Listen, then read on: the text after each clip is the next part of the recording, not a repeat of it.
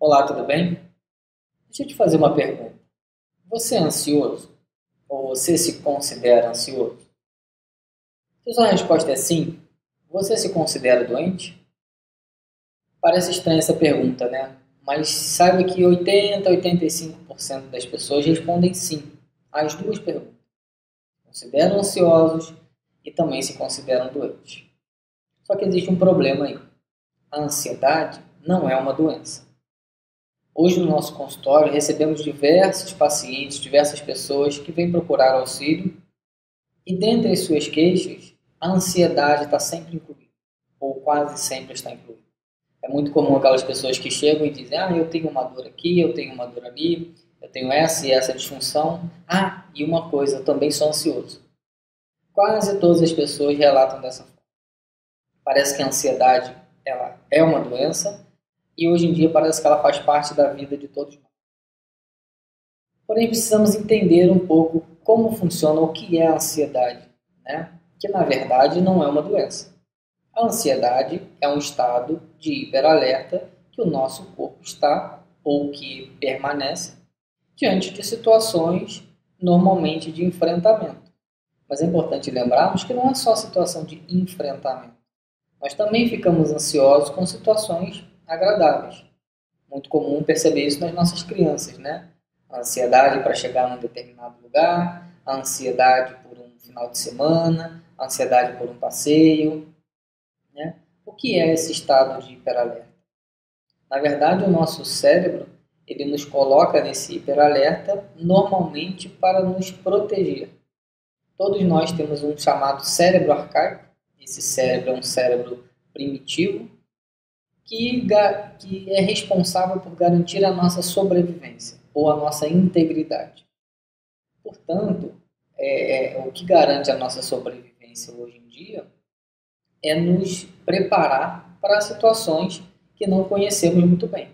Então, esse cérebro arcaico ele sempre entra em atividade quando estamos em situações desconhecidas ou em situações realmente de confrontamento que nos colocam em determinadas situações de perigo, alguma ameaça em si, né? Existe um sistema chamado eixo hipotalâmico adrenal hipofisário. São glândulas centrais, hipotálamo, hipófise e a glândula suprarrenal, que entram em atividade simultaneamente justamente para preparar o nosso corpo diante dessa situação de enfrentamento. Então, eles liberam uma série de substâncias de hormônios que permitem a preparação do nosso corpo, como nós costumamos dizer, para lutar ou fugir.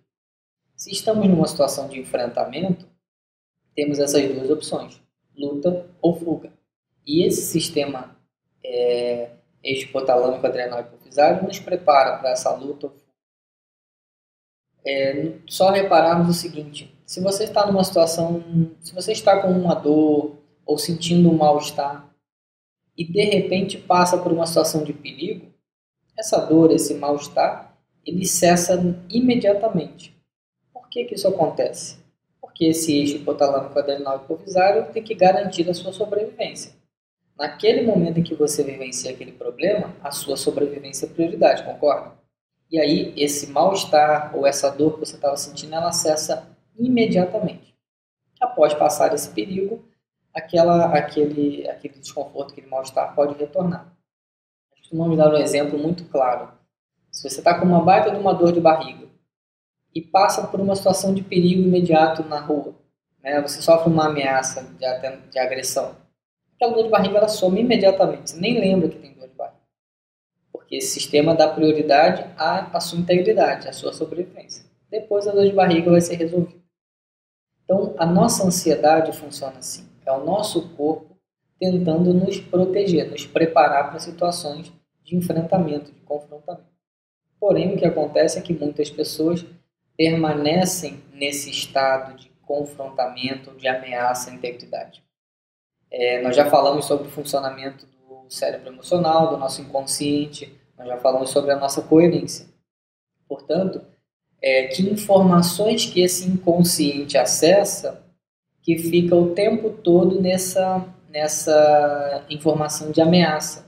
Né? O que esse cérebro emocional está acessando que está disparando para esse indivíduo o tempo todo que ele corre algum perigo. Se esse inconsciente mantém essa informação de perigo, de atentado à integridade, de ameaça à sua sobrevivência, ele vai o tempo todo manter esse indivíduo num estado de hiperalerta.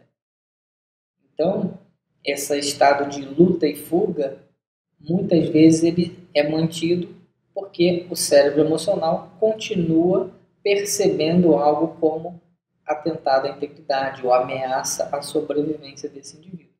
Consequentemente, ele precisa manter esse indivíduo em hiperalerta.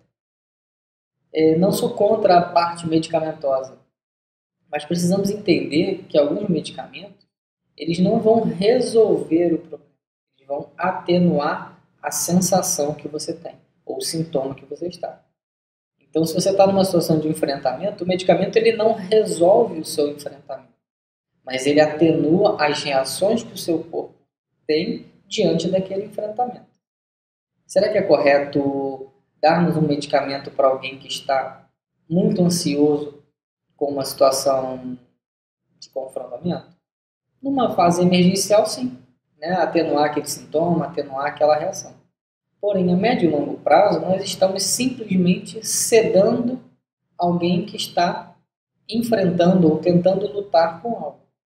Então, na hora de olharmos a ansiedade, precisamos entender que eventos, que fatores são esses que colocam esse indivíduo ou esse corpo nessa situação de enfrentamento ou nesse medo em relação à sua sobrevivência.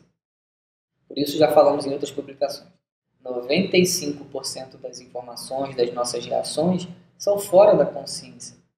Portanto, é mais trabalhoso identificarmos esses eventos, ao invés de tentarmos sedar alguém que está nesse estágio. Você provavelmente já ouviu falar em crise de ansiedade. Crise de ansiedade nada mais é do que esse hiperalerta que se faz presente em momentos de enfrentamento, ou até mesmo em momentos positivos, de alegria, né? O que o nosso cérebro, o que o nosso inconsciente está acessando para que ele reaja desta forma? Lembre-se que quem faz esse controle é o sistema nervoso autônomo.